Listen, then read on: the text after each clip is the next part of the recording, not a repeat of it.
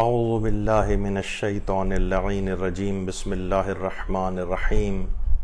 الحمد للہ وکفی وسلام علی عبادہ الذین اصطفی اللہم صل علی محمد وآل محمد۔ سورہ مبارک انفال کے بعد آج سورہ توبہ کا تعارف اور اس کے فضائل و برکات پہ ہماری گفتگو ہوگی۔ اس میں جو پیغامات موجود ہیں اس پہ بھی گفتگو ہوگی۔ دیکھیے، یہ جو سورہ ہے سورہ توبہ، یہ 10ویں اور 11ویں پارے میں موجود ہے،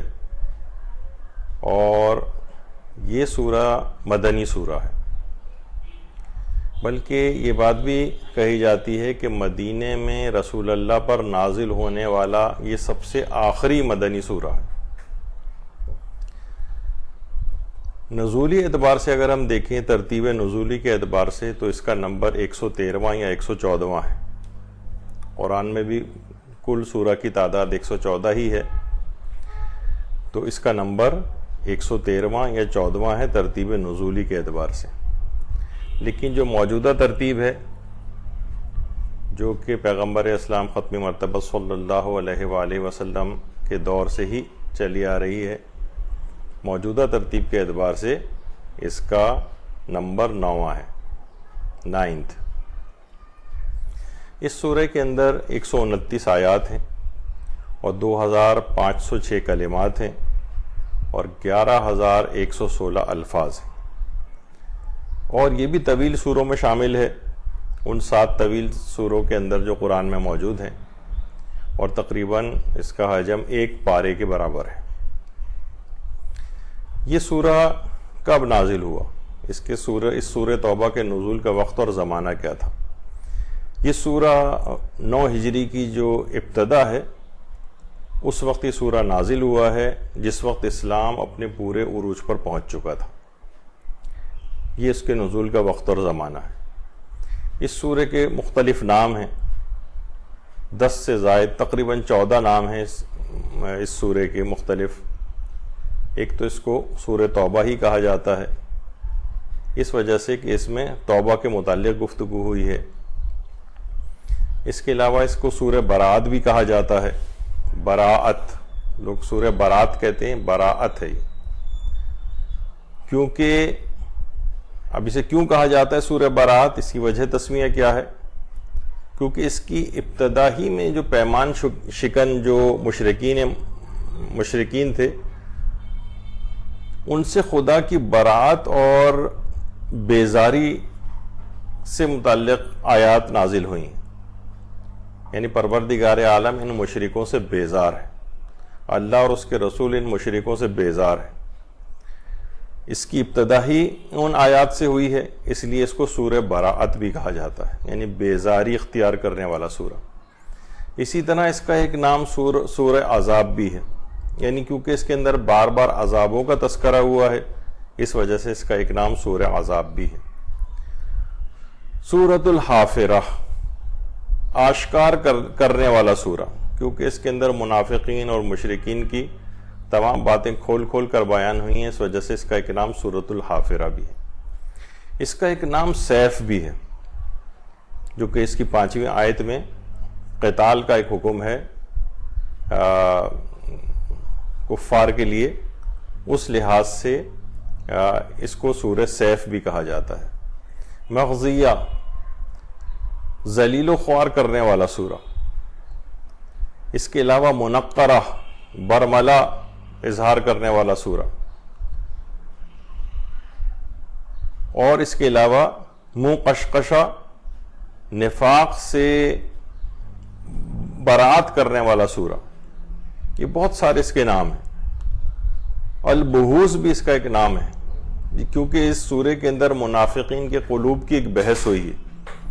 اس وجہ سے اس کا البہوث بھی کہا جاتا ہے۔ اس کے علاوہ ہلاک کرنے والا سورہ، اس کے علاوہ فاش کرنے والا سورہ، اس کے علاوہ منافقین کے عیبوں کو ظاہر کرنے والا سورہ، اور اسی طرح سے جو اور اس کے نام ہے المنکلہ، منافقین کا انجام بتانے والا سورہ، الفاضحہ رسوا کرنے والا سورہ، کیونکہ اس کی جو مختلف آیات میں منافقین کی رسوائی اور ان کی فضیحت کا ذکر ہے، اس لحاظ سے اس کے بہت سارے اس طرح کے نام ہیں۔ سورہ توبہ کی خصوصیت یہ ہے کہ اس کی تبلیغ کے لیے خاص طور پر حضرت امیر المومنین علیہ الصلوۃ والسلام اللہم صلی علی محمد وآل محمد، ان کا انتخاب کیا تھا پیغمبر اکرم ختم مرتبہ صلی اللہ علیہ وآلہ وسلم نے، اور اس کی کچھ آیات کی تبلیغ کے لیے پیغمبر اکرم نے مولائے کائنات کو بھیجا تھا۔ پہلے ذمہ داری حضرت ابوبکر کو دی گئی تھی، بعد میں انہیں واپس بلوا کر حضرت امیر کو یہ ذمہ داری سونپی گئی، اور حضرت ابوبکر کو یہ کہہ کر واپس بلوا لیا تھا کہ اس سورے کو وہی پہنچائے گا جو کہ مجھ سے ہے اور میں اس سے ہوں۔ باقاعدہ مسند احمد ابن حنبل میں بھی یہ روایت موجود ہے۔ اور یہ جو اقدام تھا پیغمبر اکرم کا کہ مولا امیر المومنین علیہ الصلوۃ والسلام کو یہ ذمہ داری سونپی گئی، اور یہ اقدام مولا علی کی تمام اصحاب رسول پر برتری بلکہ ان کی خلافت بلا فصل کی بھی واضح دلیل ہے۔ اس کے علاوہ جو اس سورے کے مختلف فضائل ہیں، سورہ توبہ بے شمار فضیلتیں رکھتا ہے۔ ایک تو اس کی فضیلت یہ ہے کہ بے تحاشا ثواب دلوانے والا سورہ ہے۔ بحار الانوار کی 92 جو جلد ہے 92، اور اس کے علاوہ تفسیر برہان میں بھی ہے آئی ہے یہ بات کہ جو بھی اس سورے کی تلاوت کرے گا دنیا میں بسنے والے ہر منافق مرد و عورت کے 10 گنا برابر نیکیاں اس کے نام عمل میں لکھی جائیں گی، 10 گنا برابر، بے تحاشا ثواب۔ اور ان منافقین کی تعداد کے 10 گنا برابر گناہ جو ہیں وہ اس کے قاری کے نامہ اعمال سے محو کر دیے جائیں گے۔ جو بھی اس کی تلاوت کرتا ہے دنیا میں پائے جانے والے تمام منافقین کی تعداد کے 10 گنا برابر گناہ اس کے محو ہوں گے، معاف ہو جائیں گے، اور اس کے علاوہ اس کا مقام 10 درجات بلند ہو جائے گا۔ اور جب تک وہ اس کی تلاوت کرنے والا زندہ رہے گا حاملان عرش اس کے اوپر درود و سلام پڑھتے رہیں گے، بے تحاشا ثواب۔ یہ اس کی بہت فضیلت ہے۔ اور اس کی جو دوسری فضیلت یہ ہے کہ نفاق سے بھی حفاظت کرتا ہے۔ تفسیر مجموع البیان جو علامہ طبرسی کی ہے اس میں بھی یہ بات آئی ہے، تفسیر برہان میں بھی یہ بات آئی ہے کہ ہمارے پیغمبر اکرم ختم مرتبہ صلی اللہ علیہ وآلہ وسلم اللہم صلی علی محمد وآل محمد فرماتے ہیں کہ جو بھی اس سورے کی تلاوت کرے گا اللہ اسے نفاق سے دور کر دے گا۔ نفاق سے حفاظت ہوتی ہے، اور یہ کتنا بڑا مسئلہ ہے، یعنی ہمارا قول و فعل کے اندر تضاد ہوتا ہے، تو یہ نفاق عملی، نفاق اعتقادی سب سے محفوظ کر دینے والا سورہ۔ اس کے علاوہ یہ چوروں اور ڈکیتوں سے حفاظت کروانے والا سورہ بھی ہے۔ تفسیر مجموع البیان میں بھی ہے، تفسیر برہان میں بھی یہ بات آئی ہے، کتاب جو ایک خواص القرآن ہے اس میں بھی یہ بات آئی ہے کہ جو بھی اس سورے کو لکھ کر اپنے عمامے یا ٹوپی میں رکھے گا، یا عام طور پر مثلا ہم یہ بھی کہہ سکتے ہیں کہ نوجوان موٹر سائیکلوں پہ بیچارے جا رہے ہوتے ہیں، اکثر ان کے موبائل چھین لیے جاتے ہیں، تو اس سورے کو وہ اپنے ہیلمٹ کے اندر بھی رکھ سکتے ہیں۔ تو بہرحال روایت کے اندر یہ آیا ہے کہ جو بھی سورے کو لکھ کر اپنے عمامے یا ٹوپی وغیرہ میں رکھے گا وہ چوروں سے محفوظ رہے گا، اور راہزن اسے دیکھ کر دور ہٹ جائیں گے اور اس کے نزدیک نہیں آئیں گے۔ ایک ایسی اس کے اندر برکت اور ایک ایسی خصوصیت اس سورہ کے اندر ہے کہ یہ لکھا ہوا اگر کسی کے پاس ہو عمامے میں یا سر پر کسی بھی طریقے سے اس کو اگر رکھ لیا جائے، یا کیپ وغیرہ اگر کوئی شخص لگائے ہوئے ہے، تو بہرحال وہ چوروں سے محفوظ ہو جائے گا، اور یہ جو راہزن ہیں، یہ جو چور اور ڈکیت ہیں، یہ اسے دیکھ کر دور ہٹ جائیں گے اور اس کے نزدیک نہیں آ سکیں گے۔ اس کے علاوہ ایک یہ ہے اس کی فضیلت کہ آتش زدگی سے حفاظت والا سورہ ہے۔ یہ بات بھی تفسیر برہان میں بھی آئی ہے، کتاب جو خواص القرآن ہے اس کے اندر بھی یہ بات آئی ہے کہ جس گھر میں بھی سورہ توبہ لکھا ہوا ہوگا وہ گھر جلنے سے محفوظ ہو جائے گا۔ اچھا اب دیکھیے گھر میں بھی ہو سکتا ہے شارٹ سرکٹ ہو جاتا ہے، دکان میں ہو جاتا ہے، آگ لگ جاتی ہے، اور وہ ممالک خاص طور پر کہ جہاں پہ لکڑی کے بنے ہوئے گھر ہوتے ہیں وہاں اس کی اہمیت اور بڑھ جاتی ہے کہ وہ گھر جلنے سے محفوظ ہو جائے گا، بلکہ اگر اس کی گلی محلے اطراف کے گھروں میں بھی آگ لگ جائے تو یہ آگ اس کے گھر کو نقصان نہیں پہنچا سکے گی جہاں بھی سورہ توبہ لکھا ہوا رکھا ہوگا۔ تو اس لحاظ سے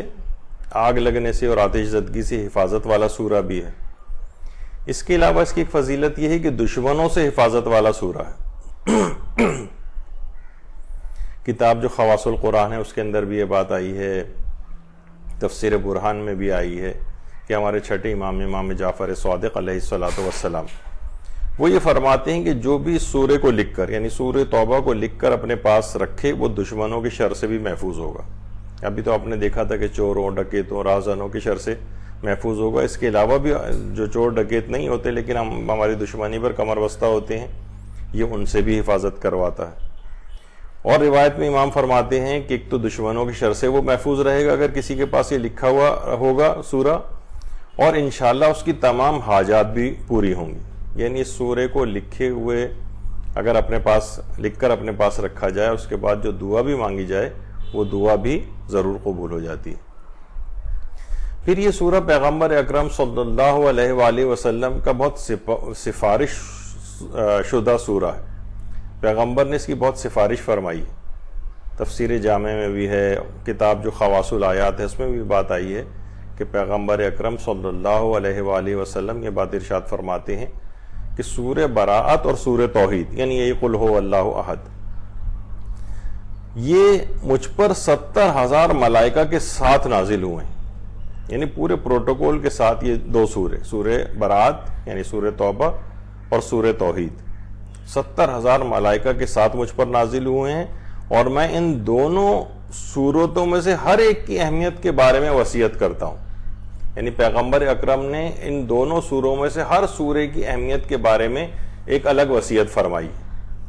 تو بہرحال پیغمبر اکرم کا یہ سفارش شدہ سورہ ہے، بہت اس کی تاکید فرمائی ہے انہوں نے۔ اس کے علاوہ ایک اس کی فضیلت یہ ہے کہ سورہ توبہ کا جو تلاوت کرنے والا یہ حضرت امیر المومنین علیہ السلام کا سچا شیعہ شمار ہوگا۔ روایت میں یہ بات آئی ہے کہ ایک مہینے میں ایک بار سورہ انفال اور سورہ توبہ، یہ والی روایت ہم نے پچھلی دفعہ سورہ انفال کے سلسلے میں بھی ذکر کی تھی کہ سورہ انفال اور سورہ توبہ کی جو بھی ایک مہینے میں ایک دفعہ تلاوت کرے گا اس میں ایک تو نفاق داخل نہیں ہوگا اور وہ حضرت امیر المومنین علیہ السلام کے سچے شیعوں میں شمار ہوگا۔ یہ اس کی بڑی اہمیت ہے۔ ایک بات جو پچھلی دفعہ بھی آ گئی تھی، ویسے سورہ انفال میں بھی ہم نے ضمناً ذکر کی تھی کہ سورہ توبہ سے پہلے بسم اللہ کیوں نہیں، جسے بسملہ بھی کہا جاتا ہے، کیوں نہیں؟ اور اسی وجہ سے یہ تھا کہ سورہ انفال کے بعد کیونکہ بسم اللہ نہیں تھی سورہ توبہ کے آغاز میں، تو اس لحاظ سے بہت کچھ افراد ایسے بھی ہیں کہ جو اس کو ایک ہی سورہ شمار کرتے ہیں۔ بہرحال اس کی وجہ یہ ہے کہ بسم اللہ الرحمن الرحیم جو ہے یہ سلامتی اور رحمت کے لیے ہوتا ہے، امن کے لیے، سلامتی کے لیے، رحمت کے لیے، جبکہ اس سورہ میں مشرکین سے امن کو سلب کرنے کا بیان ہے، اس لیے اس کے شروع میں بسم اللہ نہیں ہے۔ اور ایک بات اور دماغ میں اس لحاظ سے رہنی چاہیے جس کو ہم پچھلی دفعہ تو ذکر کر چکے ہیں کہ اگر کوئی شخص بالکل سورہ توبہ کو آغاز سے پڑھنا چاہے تو بسم اللہ الرحمن الرحیم نہ پڑھنے کا حکم ہے، لیکن اگر کوئی شخص پڑھ کے آگے بڑھ گیا ہو اور پھر کسی وجہ سے اس نے رک گئی ہو اس سورہ کی تلاوت، پھر دوبارہ شروع کرنا چاہتا ہو یا درمیان سے ہی کہیں اس سورہ کو پڑھنا چاہتا ہو تو وہ پھر برکت کی نیت سے بسم اللہ الرحمن الرحیم پڑھ سکتا ہے۔ یعنی جو بسم اللہ کو نہ پڑھنے کا حکم ہے وہ اس وقت ہے کہ جب بالکل ابتدا سے اس سورہ کی تلاوت کرنا مقصود ہو، لیکن درمیان سے کہیں پہ بھی اگر پڑھنا ہے، ایک ٹوٹا ہوا سلسلہ دوبارہ جوڑنا ہے اور پھر جو ہے وہ سورہ توبہ کو پڑھنا ہے درمیان سے کسی جگہ سے، تو پھر بسم اللہ کو پڑھنے کی ممانعت نہیں۔ سورہ توبہ کے مضامین کیا کیا ہیں؟ دیکھیے، سورہ میں مشرکین اور منافقین سے رابطہ منقطع کرنے کا ایک قطعی اور فیصلہ کن حکم الہی موجود ہے، بالکل فیصلہ کن. لیکن اس کے باوجود توبہ کا دروازہ ان کے لیے کھلا رکھا گیا. اس سورے میں بھی مومنین کو یہ حکم دیا گیا ہے کہ اگر کوئی رشتہ دار مشرک ہو تو اس سے چشم پوشی کرو، اور رسول اللہ کو حکم دیا گیا کہ ان کے لیے طلب مغفرت نہ کریں، یعنی اس سے چشم پوشی کریں اگر کوئی مشرک رشتہ دار بھی ہے. توبہ کا بہرحال ایک دروازہ ان کے لیے کھلا رکھا گیا ہے.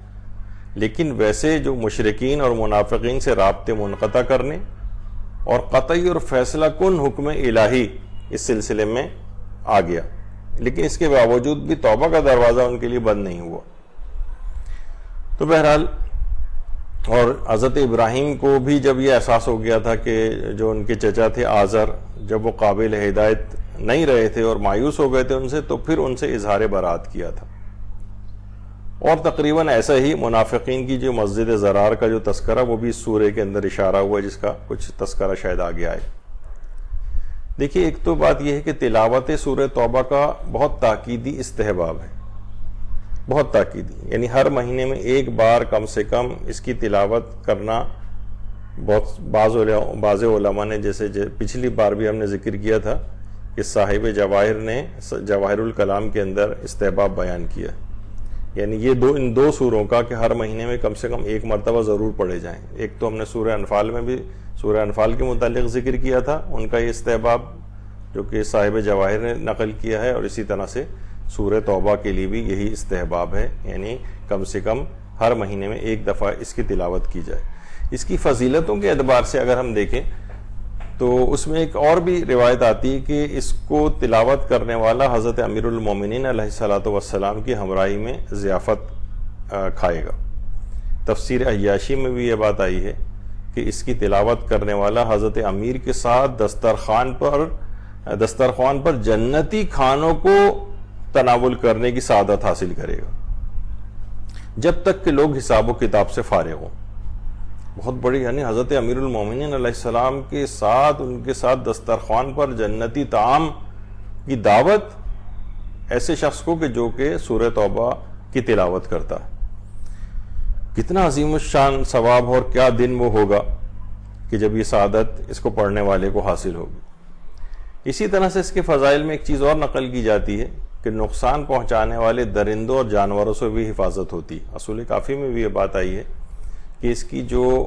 دو آیات ہیں 128 اور 129، یہ دو آیات ہیں اس کی، ان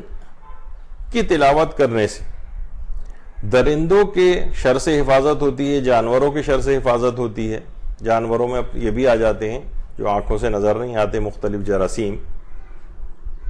جس میں آج کل کووڈ بڑا سا فہرست ہے. تو سورہ توبہ کی یہ دو آیات، یہ جنگلی درندوں اور نقصان پہنچانے والے اس طرح کے جو بھی جراثیم ہیں، انشاءاللہ ان سے بھی حفاظت ہوگی. جو بھی 128 اور 129 آیات ان جراثیم اور ان جانوروں اور درندوں سے جو نقصان پہنچاتے ہیں ان سے بچنے کی حفاظت کی نیت سے پڑھیں. اچھا، اسی طرح سے جو اس کی مشہور ترین آیات ہیں سورہ توبہ کی مشہور ترین آیات میں آیت سقایت الحاج بھی ہے. اجعلتم سقایت الحاج و امارت المسجد الحرام وإمارة المسجد الحرام كمن آمن بالله واليوم الآخر وجاهد في سبيل الله لا يستوون عند الله والله لا يهدي القوم الظالمين. آیت کا ترجمہ یہ ہے کہ کیا تم نے حاجیوں کو پانی پلانے اور مسجد الحرام کو آباد رکھنے کو اس شخص کے کام کے برابر قرار دے دیا ہے جو اللہ اور قیامت کے دن پر ایمان لایا ہے اور اللہ کی راہ میں اس نے جہاد کیا ہے؟ یہ دونوں تو اللہ کے نزدیک برابر نہیں ہو سکتے، اور اللہ ظالموں کو منزل مقصود تک نہیں پہنچاتا یا ان کو ہدایت نہیں دیتا. تو یہ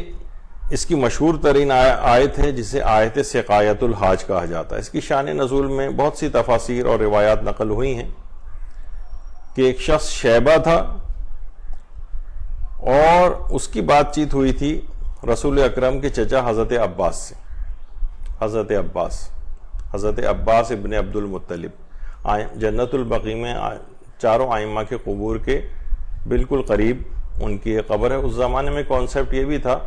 فیملی قبرستانوں کا بھی ایک تصور تھا, یعنی رشتہ دار سب ایک ہی جگہ کے اوپر دفن ہوتے تھے. اور آج بھی یہ استحباب موجود ہے کہ اگر ممکن ہو تو یعنی کسی بھی شخص کو اس کے رشتہ داروں کے قریب دفن کیا جائے. تو بہرحال جو پیغمبر اکرم کے چچا تھے حضرت عباس ابن عبد المطلب, یہ ان کی قبر ہے جنت البقیع میں. ان کی بحث ہو گئی ایک شخص شیبہ سے. اچھا, شیبہ جو ہے کعبے کا کلید بردار تھا, کلید بردار یعنی جس کے پاس خانہ کعبہ کی چابی ہوتی تھی. اور یہ سلسلہ یہ بنو شیبہ کے اندر یہ سلسلہ جاری تھا, اور آج تک یہ چابی انہی کے پاس ہوتی ہے, آج تک یہ چابی انہی کے پاس ہے. اور اس میں عبد القادر شیبی یعنی اسی شیبہ بنو شیبہ کے قبیلے سے ان کا تعلق تھا. یہ بھی کچھ ہی عرصے پہلے ان کا انتقال ہوا, اور یہ ابھی تک ان کی اس میں چلی آ رہی ہے. یعنی خانہ کعبہ کی جو چابی ہے یہ قبیلے بنو شیبہ کے پاس, ان کی نسلوں میں جو لوگ ہیں ان کے پاس ابھی تک یہ چلی آ رہی ہے. بہرحال حضرت عباس ابن عبد المطلب یہ سقائیت کے منصب پر فائز تھے, یعنی حاجیوں کو پانی پلانا, مسجد الحرام کی دیکھ بھال کرنا, یہ بھی کتنا قابل فخر کام تھا. اچھا, اتنی بات بیچ میں جو ہے کیونکہ یہ آ رہی ہے کہ حاجیوں کو پانی پلانے کے اعتبار سے, تو اس میں ایک شخصیت کا نام اور لیا جاتا ہے جو کہ ہارون رشید عباسی کی مومنہ بیوی تھی, جس کا نام تھا زبیدہ خاتون. کس قدر یہ خاتون عظمت کی حامل تھیں, کس قدر نیکیاں کرنے کی شوقین تھیں. کئی سو ایسی کنیزیں انہوں نے رکھی ہوئی تھیں کہ جن کا کام یہ تھا کہ صبح سویرے وہ بآواز بلند تلاوت قرآن کریں. کئی سو کنیز حافظہ قرآن رکھی ہوئی تھی انہوں نے. اس کے علاوہ بے شمار کام تھے جس کے اندر سے جو نیک کام انہوں نے کیے تھے. ان میں ایک ہے نہر زبیدہ. مینا سے کیونکہ حاجیوں جس زمانے میں یہ حج پر بھی وہاں پر گئی تھیں تو بہت شدید حاجیوں کے لیے پانی کی قلت تھی. انہوں نے آ کر ایک پورا ایک نہری نظام اس کے بعد تاکہ مکے کے حاجیوں تک پانی کو پہنچایا جا سکے. مینا میں تو کنویں ہی کنویں ہیں اور پانی وہاں بہت زیادہ ہے, تو وہاں سے ایک نہری سسٹم پورا انہوں نے اس لحاظ سے قائم کیا. اور یہ اتنا زبردست قسم کا جدید نہری سسٹم ہے کہ آج بھی اس کے آثار وہاں پر جو ہے اگر کوئی شخص عرفات اور مزدلفہ اور مینا سے مکے کی طرف آ رہا ہو تو یہ نہر زبیدہ اس کے مختلف آثار وہاں پہ اس کو نظر آتے ہیں جو آج بھی موجود ہیں. اور ایک بہت ہی زبردست قسم کا ایک سسٹم زبیدہ نے ماہرین کے ذریعے جو ہے بنایا تھا, اور آج بھی اس کو لوگ دیکھ کر حیران ہوتے ہیں کہ کس قدر انجینئرنگ کے ساتھ جو ہے یہ نہری سسٹم وہاں پر حاجیوں کے لیے مشکلات کو, پانی کی مشکلات کو حل کرنے کے لیے زبیدہ نے بنایا تھا. تو زبیدہ خاتون بہت ہی ایک برگزیدہ خاتون تھی. بہرحال شیبہ میں اور حضرت عباس ابن عبد المطلب میں آپس میں بحث ہو گئی کہ ہم دونوں کے پاس, ان کے پاس سقائیت کا تھا, پانی پلانے کا, مسجد الحرام کی دیگر خدمات کا, لیکن بنو شیبہ جو شیبہ تھے ان کے پاس یہ تھا کہ جناب میرے پاس خانہ کعبہ کی چابی ہے, تو میرے لیے زیادہ فخر و مباحت والی بات ہے. تو جب یہ دونوں آپس میں ایک دوسرے سے فخر و مباحت کر رہے تھے کہ ہم میں سے افضل کون ہے, تو اسی موقع پر حضرت امیر المومنین علیہ الصلوۃ والسلام تشریف لائے, حضرت امیر, اور اب ایمان اور جہاد میں سبقت لینے کو اپنی فضیلت کے طور پر ذکر کیا. حضرت عباس ابن عبد المطلب تھوڑے سے ملول خاطر ہوئے اور رسول اللہ کے پاس یہ جا کر تمام ماجرا بیان کیا. اچھا, اس وقت حضرت امیر المومنین علیہ السلام بھی وہاں پر تشریف فرما ہو گئے, تو اسی وقت یہ والی آیت نازل ہوئی اور ایمان اور جہاد میں سبقت رکھنے والوں کو برتر اور افضل قرار دیا گیا کہ کیا تم نے خانہ کعبہ میں حاجیوں کو پانی پلانے و عمارت المسجد الحرام اور اس کا انتظام سنبھالنے کو اس شخص کے عمل کے برابر قرار دے دیا ہے جو اللہ اور اس کے رسول پر ایمان لائے اور جس نے جہاد کیا ہے اللہ کی راہ میں. لا یستوون عند اللہ, اللہ کے نزدیک تو یہ لوگ برابر نہیں ہو سکتے. تو اس میں واضح طور پر حضرت امیر المومنین علیہ السلام کی برتری اور فضیلت, ان کی جو ایمان اور جہاد میں سبقت والی بات تھی اس میں ان کو برتری اور فضیلت, اس کا اظہار اس آیت میں ہوا. تو یہ آیت سقایت الحاج ہے. شواہد التنزیل, تفسیر شواہد التنزیل علامہ حسکانی کی جو ہے اہل سنت کے, اس میں بھی یہ پورا واقعہ موجود ہے. تو ایک تو یہ آیت ہو گئی اس کی آیت سقایت الحاج جو مشہور ترین آیات میں سے ہے, اور دوسری اس کی ہے جسے کہا جاتا ہے آیت لا تحزن. لا تحزن اذ ہما فی الغار اذ یقول لصاحبہ لا تحزن ان اللہ معنا فانزل اللہ سکینتہ علیہ وایدہ بجنود لم تروها. آیت لا تحزن. اور اگر تم ان رسول کی نصرت نہیں کرو گے تو نہ کرو. اللہ نے ان کی اس وقت نصرت کی جب کافروں نے ان کو وطن سے نکال دیا تھا, یعنی ہجرت والی بات ذکر ہو رہی, اور آپ دو میں سے دوسرے تھے. رسول اللہ کو پروردگار عالم مخاطب کر کے کہہ رہا ہے کہ آپ دو میں سے دوسرے تھے. جب دونوں غار میں تھے اس وقت اپنے ساتھی سے آپ کہہ رہے تھے کہ غمگین نہ ہو, یقیناً اللہ ہمارے ساتھ ہے. لا تحزن ان اللہ معنا. سو اللہ نے ان پر, رسول اللہ پر اپنی تسکین نازل کی اور ان کی ایسے لشکروں سے مدد کی جن کو تم نے نہیں دیکھا, اور اللہ نے کافروں کے بول کو نیچا کر دیا, اور اللہ کا بول ہی بالا ہے, اور اللہ زبردست ہے اور بڑی حکمت والا ہے. تو یہ آیت لا تحزن ہے. آیت لا تحزن, دیکھیے آیت اس وقت نازل ہوئی کہ جب پیغمبر اکرم کی مکے سے مدینے جو ہجرت کر رہے تھے پیغمبر, یعنی جب رسول اکرم کو صلی اللہ علیہ وآلہ وسلم کو اپنے قتل کی سازش کا پتہ چلا تو آپ مکے سے نکل گئے, اور راستے میں حضرت ابوبکر کا گھر پڑتا تھا. ان کا گھر راستے میں ہی تھا. تو اچھا, پیغمبر اکرم نے کچھ اس انداز سے مکے سے مدینے ہجرت کی تھی کہ سیدھے مکے کا رخ, مدینے کا رخ نہیں کیا تھا, بلکہ مختلف غیر معروف راستوں سے ہوتے ہوئے پیغمبر مدینے پہنچے. بہت غیر معروف راستے.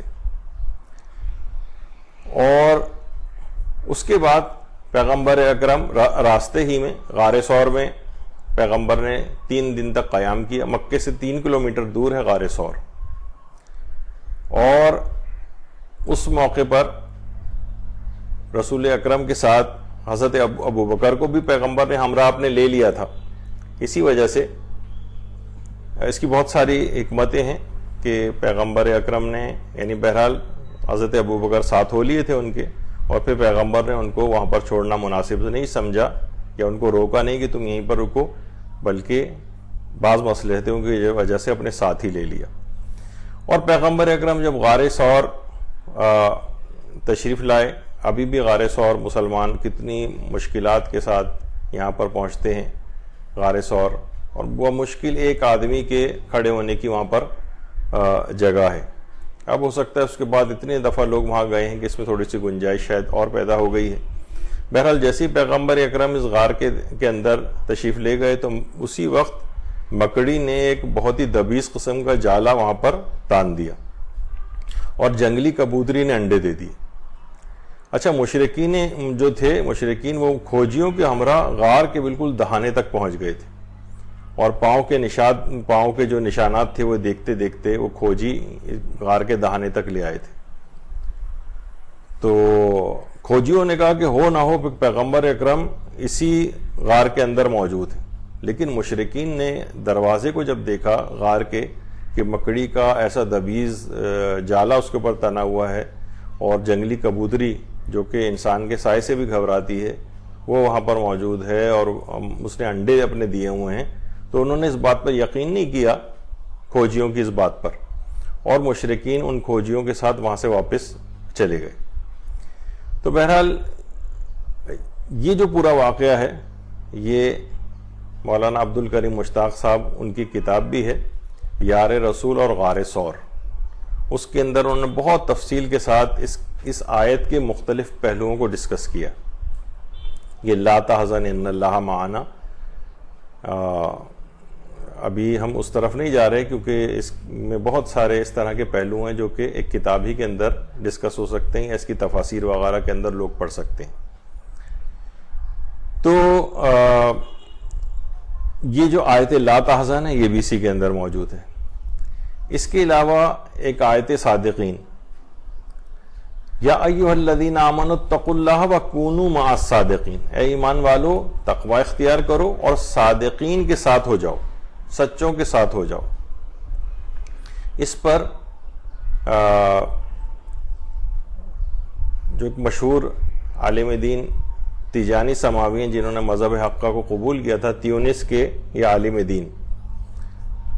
اور جب یہ اس طور پر تحقیقات کر رہے تھے اور اس فیز میں تھے کہ تحقیق کر کے مذہب حق کو قبول کریں، تو اس زمانے میں یہ عراق بھی گئے اور وہاں پر آیت اللہ باقر الصدر کے ساتھ ان کی ملاقات ہوئی، آیت اللہ خوئی کے ساتھ ان کی ملاقات ہوئی، بہت سی چیزوں میں ان کے مباحثے ہوئے، اور بہرحال اس کے نتیجے میں مذہب حق کو بھی انہوں نے قبول کیا. بعد میں وہ آیت اللہ خوئی کے وکیل کے طور پر بھی مقرر ہوئے. البتہ تیونس کی حکومت نے ان کو بعد میں سزائے موت سنائی، اور کسی وجہ سے یہ وہاں سے بہرحال تیونس سے فرار ہوئے اور اس کے بعد ایران تشریف لے آئے، اور آج بھی وہیں ہیں. کئی کتابیں بھی انہوں نے لکھی ہیں اس لحاظ سے، اور اپنے تحقیقی ادارے بھی وہاں پر چلا رہے ہیں. تو اسی میں سے ہی ایک کتاب لأکون مع الصادقین، سچوں کے ساتھ ہو جاؤ، وہ یہی والی کونوا مع الصادقین سے، یعنی قرآن کی جو آیت کا ٹکڑا ہے اس کے طور پر انہوں نے پوری کتاب بھی لکھی ہے، اور اس کا اردو ترجمہ بھی یہ تو نہیں پھر میں ہدایت پا گیا، بلکہ ایک اور ہے یعنی ہو جاؤ سچوں کے ساتھ. یہ تو سب سے پہلی کتاب تھی، پھر میں ہدایت پا گیا، لیکن اس کے بعد ہو جاؤ سچوں کے ساتھ اس نام سے بھی اس کا اردو ترجمہ ہوا ہے. بہرحال جو ہمارے اہل سنت برادران ہیں ان کے علماء اور مفسرین اس آیت کونوا مع الصادقین کو وہ پیغمبر اکرم اور اس سے اصحاب رسول کو مراد لیتے ہیں، لیکن شیعہ مفسرین نے ان کے پاس وہ دلائل بھی ہیں کہ یہ آیات جو ہیں یہ رسول اکرم اور ائمہ اطہار اس سے مراد ہے. تو بہرحال یہ ایک آیت سقایت الحاج کے بعد یہ آیت صادقین جو ہے وہ بھی اس کی مشہور ترین آیات میں سے. اس کے علاوہ ایک آیت نفر ہے، وَمَا كَانَ الْمُؤْمِنُونَ لِيَنْفِرُوا كَافَّةً فَلَوْلَا نَفَرَ مِنْ كُلِّ فِرْقَةٍ مِّنْهُمْ طَائِفَةٌ لِيَتَفَقَّهُوا فِي الدِّينِ وَلِيُنذِرُوا قَوْمَهُمْ إِذَا رَجَعُوا إِلَيْهِمْ لَعَلَّهُمْ يَحْذَرُونَ. یہ آیت نفر ہے،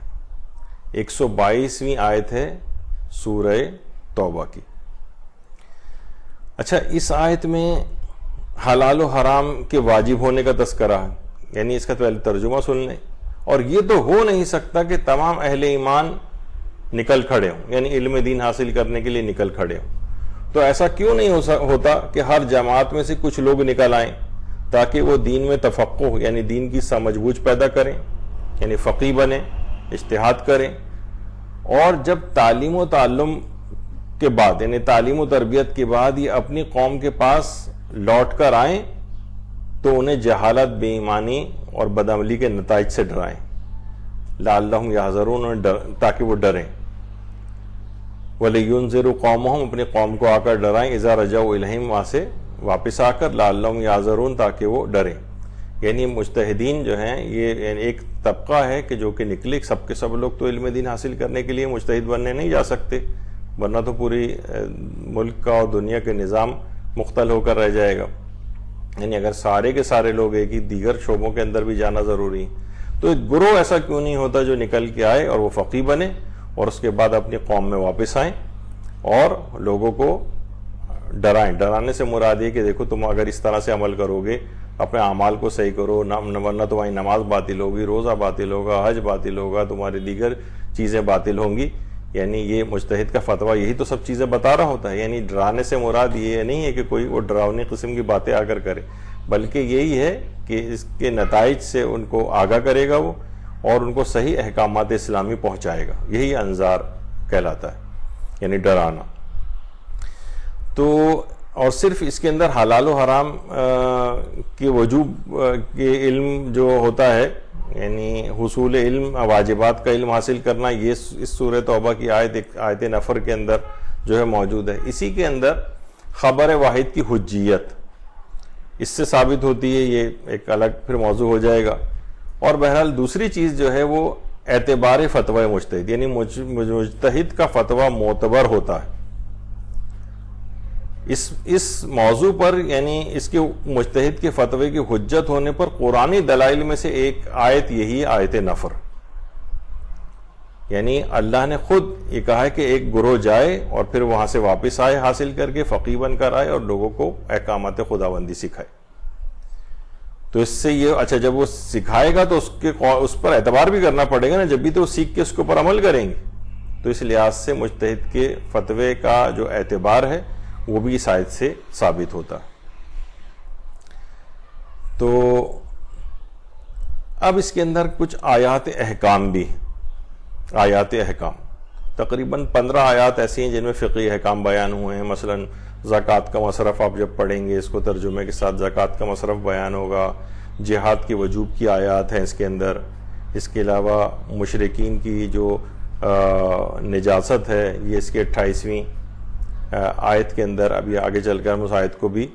ذکر کریں گے، وہ اس میں اس کا تذکرہ ہے۔ اور صرف یہی نہیں بلکہ اس سورے میں یعنی جو آیات ہیں ان میں علم اصول فقہ کے جو قواعد ہیں وہ بھی ان سے حاصل کیے گئے، جیسے یہ آیت نفر ایک تو گزری ابھی 122ویں۔ اور اس کے علاوہ اصالۃ البراءت، یہ ایک قانون ہے اصول فقہ کا، اور یہ بہت عمومی زندگی میں بہت پیش آتا ہے، اس میں پوری کتابیں بھی لکھی گئی۔ 115ویں جو آیت ہے وہ اس سے اخذ کیا گیا ہے کہ اور اللہ کسی قوم کو ہدایت دینے کے بعد اس وقت تک گمراہ نہیں قرار دیتا جب تک ان پر یہ واضح نہ کر دے کہ انہیں کن چیزوں سے پرہیز کرنا ہے، بے شک اللہ ہر شے کا جاننے والا ہے۔ تو اصالۃ البراءت ایک بہت ہی عمومی زندگی میں بھی کام آنے والا مسئلہ ہے کہ جب تک کسی چیز کا واضح طور پر حرام ہونا ثابت نہ ہو جائے تب تک وہ چیز آپ کے لیے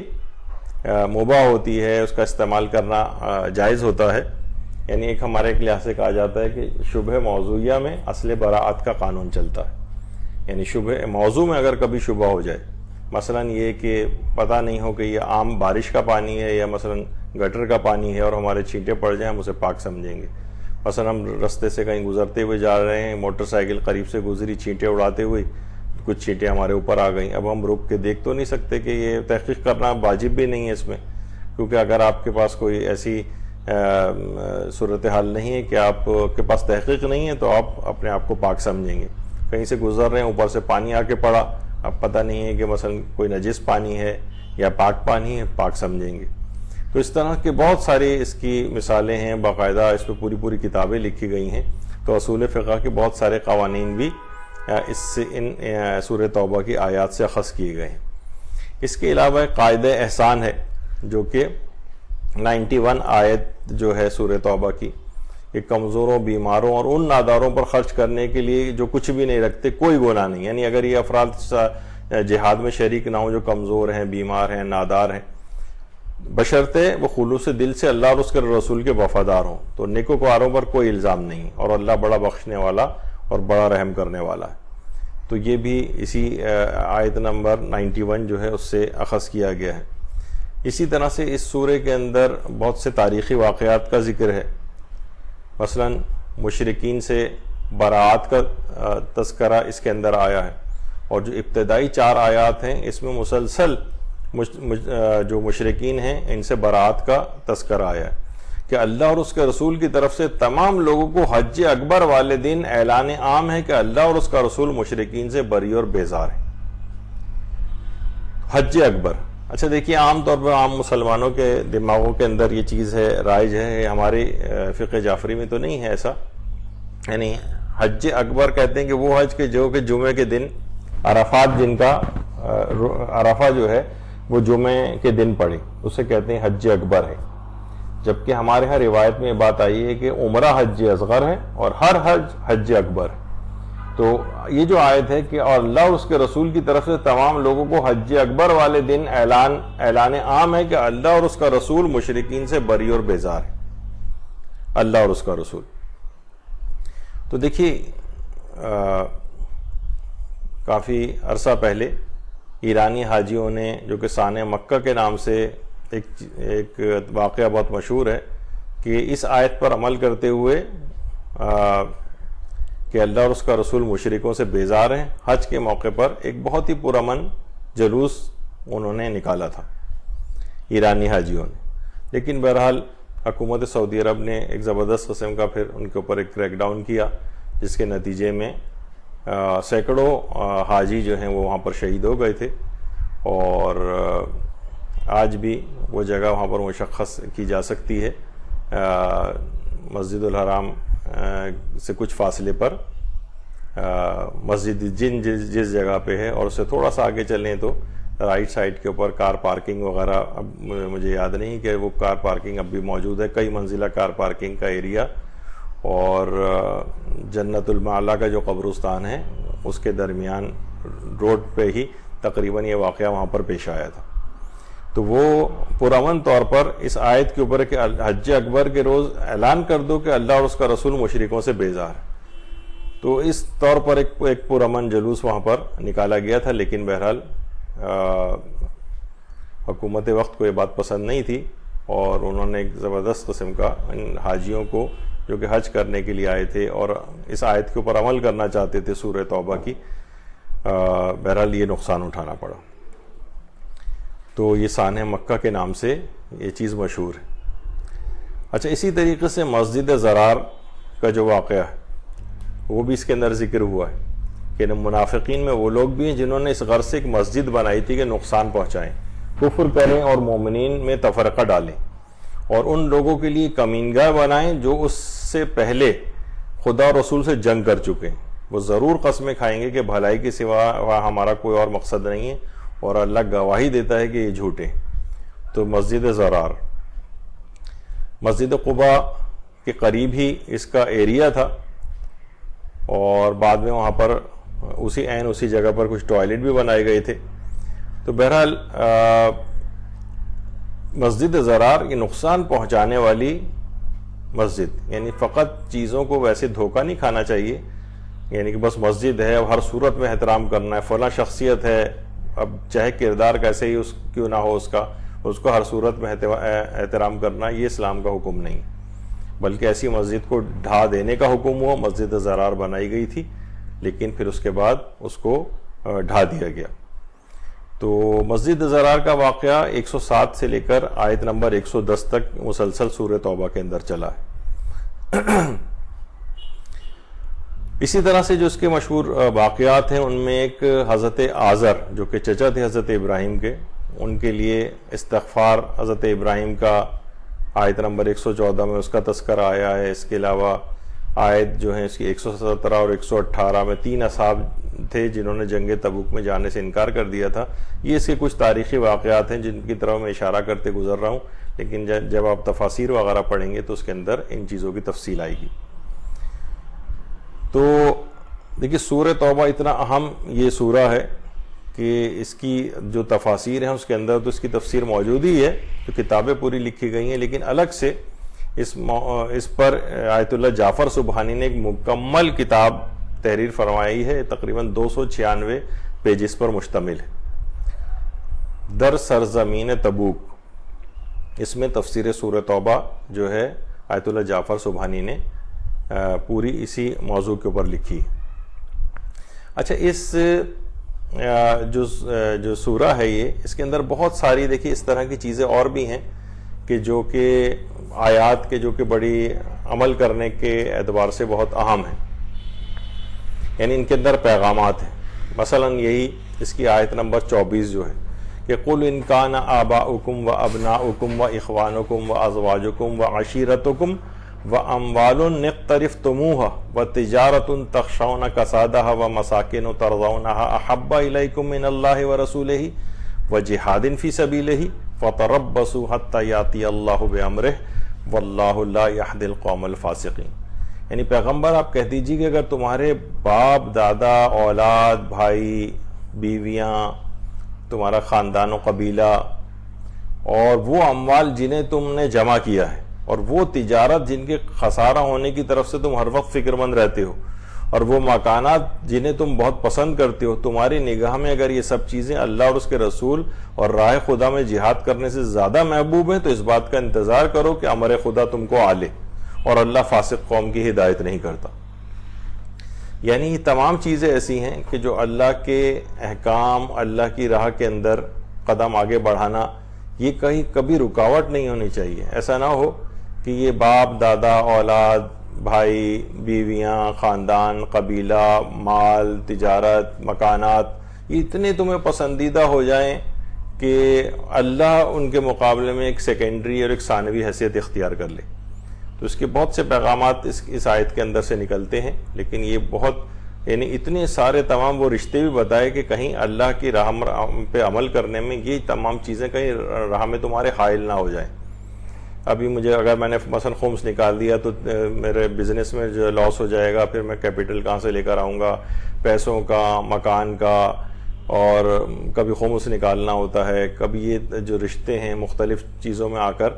یہ رکاوٹ بن جاتے ہیں دین پر عمل کرنے میں۔ تو یہ کہا گیا ہے کہ کیا تمہاری نگاہ میں یہ اللہ اور اس کے رسول اور راہ خدا میں جہاد سے زیادہ محبوب ہیں یہ سب چیزیں؟ تو پھر اس بات کا انتظار کرو، یعنی عذاب خدا کا انتظار کرو پھر تم، یعنی ہر صورت میں اشد حبا للہ، یعنی اللہ کی محبت کو شدید رہنا چاہیے۔ تو بہرحال اس کے اندر بہت سے پیغامات ہیں، یہ انسان کو دیکھنا چاہیے۔ اسی طرح سے جو اس کی جو اور آیات ہیں، یا ایھا الذین آمنوا انما المشرکون نجس، اچھا یہ نجس نہیں ہے، یہ نجس ہے، جیم کے اوپر زبر ہے۔ تو یہ بھی اس کی مشہور آیات میں سے ہے کہ اے ایمان والو مشرکین سراسر نجس و ناپاک ہیں، سو وہ اس سال یعنی 9 ہجری کا جو سن تھا اس کے بعد مسجد الحرام کے قریب بھی نہ آنے پائیں، اور اگر تمہیں ان کی آمد و رفت کے بند ہونے سے تنگ دستی کا اندیشہ ہے تو ان قریب خدا اپنے فضل سے تمہیں تبنگر بنا دے گا، یعنی غنی کر دے گا، اور بے شک اللہ بڑا جاننے والا اور بڑی حکمت والا ہے۔ تو مشرکین کی نجاست، بہت سے علماء اس کو نجاست، اہل کتاب کی نجاست کا جو حکم ہے اس سے بھی کچھ ہمارے پرانے علماء اس سے اخذ کرتے تھے، اور آیت اللہ خوئی بھی بہرحال جو مشرکین ہیں یا جیسے یہودی اور عیسائی وغیرہ ہیں، یعنی عام مشرک الگ ہیں، یعنی یہودی اور عیسائی اہل کتاب جو ہیں وہ فرماتے تھے کہ احتیاط واجب کی بنا پر نجس ہیں۔ یہودی اور عیسائی امام خمینی کے فتوے میں فتوے کی بنا پر نجس تھے، احتیاط واجب بھی نہیں تھا۔ لیکن موجودہ جو بھی صفحہ مراجع کی، ان میں آیت اللہ سیستانی ہوں، آیت اللہ خامنہئی ہوں یا اور دیگر مجتہدین کا بھی اکثر کا یہ نظریہ ہے کہ یہودی اور عیسائی جسمانی اعتبار سے پاک ہیں، جسمانی اعتبار سے، یعنی یہ ان افراد کے لیے خاص طور پر یہ جو کہ اکثر سوالات پوچھتے ہیں کہ گھر میں مثلا ہم نے ایک ایسا ملازم کوئی رکھا ہوا ہے کہ جو کہ مثلا عیسائی ہے، تو کیا اس کے ہاتھ کا بنا ہوا کھانا پکا سکتے ہیں؟ کوک ہے مثلا، یا جھاڑو پوچھا کرنے والی کوئی ماسی ہے وہ عیسائی ہے، تو ایسا تو نہیں کہ ہر جگہ کو وہ نجس کر دے گی۔ تو جو موجودہ مجتہدین ہیں یہ اکثر جو ہے یہودیوں اور عیسائیوں کو، اور آیت اللہ سیستانی کے نزدیک تو پارسی بھی جو ہے وہ بھی پاک ہیں۔ تو بہرحال اب جو عام طور پہ لوگ جو صرف قرآن کا تراجم وغیرہ پڑھتے ہیں، وہ ان چیزوں سے جب احکامات کے اندر آتے ہیں اور پڑھتے ہوئے جا رہے ہوتے ہیں تو وہ ان چیزوں کی باریکی، اس سلسلے میں کیا کیا روایتیں آئی ہیں، اور یہاں پہ نجس کا لفظ ہے یا نجس کا لفظ ہے۔ نجس مثلا جسمانی اعتبار سے جو ایک نجاست ہوتی ہے، ظاہری نجاست اس کو کہا جاتا ہے، یا اور نجس جو ہے وہ باطنی نجاست کو کہا جاتا ہے۔ تو بہرحال یہ کون سی والی نجاست کا تذکرہ یہاں پر ہو رہا ہے، اور مشرکین کو تو بہرحال منع کر دیا گیا تھا کہ مسجد الحرام میں اس 9 ہجری کے بعد ان کا داخلہ ممنوع ہو گیا۔ اور آج بھی سننے میں یہی آتا ہے کہ بہرحال وہاں پر قانوناً جرم ہے کسی بھی غیر مسلم کا وہاں پر آنا۔ البتہ چائنیز جو بہت سارے ہیں پورے وہاں پر کام کرنے کے لیے ان کی کمپنیز کو ہائر کیا جاتا ہے، اور بظاہر وہ مثلا 300-400 جیسے چائنیز وہاں پر آئے ہیں مکے میں، تو وہ سب کے سب ایک ساتھ آ کر اسلام قبول کرتے ہیں، اپنا کام کرتے ہیں، تاکہ یہ اعتراض بہرحال نہ ہو کہ غیر مسلموں کا یہاں پر آنا منع ہے، اور اس کے بعد پھر وہ واپس چائنا وغیرہ چلے جاتے ہیں، وہ جو کہ بظاہر اسلام کا ایسے قبول کیا ہوتا ہے، ورنہ بغیر کسی تعلیمات کے کسی اس کے، یعنی سب آئے کانٹریکٹ پر، اپنے جو بھی انہوں نے کام تعمیراتی وغیرہ کیے، اس کے بعد وہ وہاں سے واپس چلے جاتے ہیں۔ تو بہرحال یہ تو اس قسم کی دھوکے بازی وغیرہ، اور پھر لیکن یہ واضح قرآنی حکم کی خلاف ورزی کہ وہاں پر اس طرح سے جو ہے وہ یہودی اور عیسائیوں کا داخلہ ممنوع ہے۔ اور میں نے ان کی نجاست و پاکیزگی کے حوالے سے کچھ فتاوے بھی آپ کی خدمت میں عرض کی، اور جو غیر اہل کتاب ہے، مثلا یہ ہیں ہندو ہیں مثلا، یا اور اس طرح سے ہیں بدھسٹ ہیں، یا کوئی خدا کو مانتے ہی نہیں ہے اگر کوئی، تو بہرحال جو غیر اہل کتاب ہیں، آیت اللہ سیستانی کا پہلے تو یہ تھا کہ وہ بھی یہی یعنی وہ نجس ہیں فتوے کی بنا پر۔ بعد میں اس کے بعد جو استفتاء آئے ہیں ان کے آیت اللہ سیستانی کے، اس میں انہوں نے اپنے فتوے کو تبدیل کر کے احتیاط واجب کر دیا ہے، یعنی احتیاط واجب کی بنا پر غیر اہل کتاب جس میں ہندو بھی شامل ہیں وہ نجس ہیں۔ تو بہرحال یہ ایک جسمانی اعتبار سے یہ نجاست کا حکم ہے، یہ روحانی اعتبار سے مشرکین کی نجاست کا حکم ہے، ایک بڑا تفصیلی موضوع ہے، اس میں عام لوگوں کو پڑھنا اس لحاظ سے نہیں چاہیے۔ ہم نے کوئی یہاں پر کسی چیز کے لیے دلائل وغیرہ نقل نہیں کی، بلکہ ایک اشارہ کیا ہے کہ یہ مسئلہ فقط ایک آیت کو پڑھ کر اس کے ظاہری معنوں کو دیکھ کر اور صرف ترجمہ اور صرف کی حد تک انسان رہ جائے تو وہ کتنا وہ دھوکہ کھائے گا اور کتنے ایک مشکل کے اندر گرفتار ہو جائے گا وہ، کہ جب بھی یہ جو فقہا کا کام ہے اسے فقہائی کو کرنے دینا چاہیے، اور جو مقلدین کا کام ہے کہ جو انہوں نے پوری زندگیاں اس میں لگائی ہیں قرآن و حدیث سے تحقیق کر کے نتیجہ بتانے میں، ان کی طرف رجوع کرنا چاہیے۔ اس کے بعد ایک آیت اور پیش کی جاتی ہے، بھی بڑی مشہور ہے، اور خاص طور پر وہ افراد کے جو کہ علماء اور مجتہدین کے خلاف ہیں، تقلید کے خلاف ہیں، وہ اس آیت کو لے کر آتے ہیں کہ یہ جو احبار ہیں اور یہ جو راہب ہیں، تو اور انہوں نے اللہ کو چھوڑ کر اپنے عالموں اور راہبوں کو پروردگار بنا لیا، اربابا من دون اللہ، اللہ کو چھوڑ کر انہوں نے ان لوگوں کو اپنا پروردگار بنا لیا، اور مریم کے فرزند مسیح کو بھی، والمسیح ابن مریم۔ اب دیکھیے یہ بالکل یہودی اور عیسائیوں جو زمانے میں راہب ہوتے تھے یا ان کے جو عالم ہوتے تھے، ان کی مذمت کے اوپر یہ گفتگو کی گئی۔ اب ہمارے جو تقلید کو نہ ماننے والے بھائی ہیں وہ زبردستی اس کو اٹھا کر چسپاں کر دیتے ہیں ہمارے شیعہ مجتہدین پر، حالانکہ اچھا آیت میں آگے کیا ہے، حالانکہ ان کو صرف یہ حکم دیا گیا تھا کہ ایک ہی معبود برحق کی عبادت کریں، اللہ کے سوا کوئی اور الہ نہیں ہے، وہ پاک ہے مشرکانہ باتوں سے، ان باتوں سے جو یہ مشرکانہ باتیں سے جو یہ لوگ کرتے ہیں۔ تو یہ کہیں پر بھی شیعہ علماء وغیرہ کی کوئی بات اس میں نہیں ہو رہی، یہودی اور عیسائی علماء کے سلسلے میں بات ہو رہی ہے کہ اس زمانے میں ان افراد نے، یہودیوں اور عیسائیوں کے جو عالم تھے اس زمانے میں، جو عوام تھی، انہوں نے اپنا پروردگار یعنی جو کہتے تھے بس وہی، اللہ سے ہٹ کر بھی اگر کوئی چیز ہوتی تھی تو وہ انہی کی بات کو مانتے تھے، یعنی گویا ایک لحاظ سے اپنا پروردگار ان کو بنا لیا تھا انہوں نے۔ تو اس کی مذمت ہوئی، اس کا کوئی بھی تعلق ہمارے شیعہ علماء سے نہیں۔ اور آگے چل کر جو 34ویں آیت ہے اس کی سورہ توبہ ہی میں کہ یا ایھا الذین آمنوا ان کثیرا من الاحبار والرہبان لیاکلون اموال الناس بالباطل ویصدون عن سبیل اللہ والذین ینکزون الذھب والفضة ولا ينفقونها فی سبیل اللہ فبشرہم بعذاب علیم۔ اے ایمان والو، بہت سے عالم اور راہب لوگوں کا مال ناجائز طریقے پر کھاتے ہیں اور لوگوں کو خدا کی راہ سے روکتے ہیں، اور جو لوگ سونا اور چاندی جمع کر کر کے رکھتے ہیں اسے اللہ کی راہ میں خرچ نہیں کرتے، انہیں دردناک عذاب کی بشارت دے دو۔ تو یہاں پر بھی ایسے عالم اور راہب جو لوگوں کا مال ناجائز طور پر کھاتے ہیں، لوگوں کو خدا کی راہ سے روکتے ہیں، یہ بھی زبردستی غیر مقلدین جو ہیں،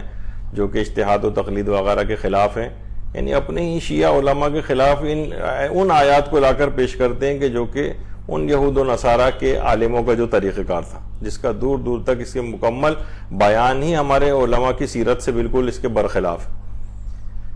تو بہرحال اب یہ کچھ اس کے اندر سے چیزیں ہیں جو کہ جب آپ ان کی تفاسیر پڑھیں گے تو آپ کو اور چیزوں سے آگاہی ہوگی۔ اسی طرح سے قیامت کے دن کو یاد کروایا گیا ہے ایسے افراد کے لیے۔ واقعہ اس دن ہوگا کہ جب اس سونے چاندی کو دوزخ کی آگ میں تپایا جائے گا، پھر اس سے ان کی پیشانی، پہلوؤں اور پیشانیوں کو داغا جائے گا، اور انہیں یہ بات بتائی جائے گی کہ یہ ہے وہ مال جو تم نے اپنے لیے جمع کر کے رکھا تھا، لہٰذا مزہ چکھو اس کا جو تم نے جمع کیے رکھا تھا۔ تو یہ ایسے افراد کے لیے بھی ہوگا جو اپنے اموال سے مالی واجبات نہیں نکالتے۔ دیکھیے مالی واجبات میں ایک حج بھی مالی واجب ہے، سوچتے ہیں کہ اتنے 4-5 لاکھ روپے لگ جائیں گے اس کے اندر، پیسے کو بچا کے رکھو، مثلا حج واجب ہو چکا ہے، یا مثلا خمس واجب ہو گیا ہے۔ اب یہ سب چیزیں جو انہوں نے اس طرح سے لوگ کوائنس وغیرہ لے کے رکھ لیتے ہیں سونے کے، اور یہ جو اور اموال بھی ہیں، تو بہرحال یہ سب چیزیں کیا ہیں، انہیں آگ میں تبا کے ان کی پیشانی، پہلوؤں اور پشتوں پر داغا جائے گا۔ یعنی یہ یقیناً یہ باتیں عام صدقات اور اس کے لیے نہیں ہے کہ بھئی تم نے غریب کی مدد کیوں نہیں کی تھی، اس پہ جو مستحبات ہیں اس پہ تو کوئی عذاب نہیں ہوگا، لیکن یہ وہ مالی واجبات ہیں کہ اگر کوئی شخص اپنے نہ نکالے تو پھر اس کا یہ عذاب وہاں پر انہیں دیا جائے گا۔ یعنی جس کے ملنے والے جب آپ آیات پڑھیں گے تو ان کے کچھ ظواہر سے کچھ پیغامات بھی نکلتے ہیں۔ تفسیر تو آپ تفسیر کی کتابوں میں دیکھیے۔ اسی طریقے سے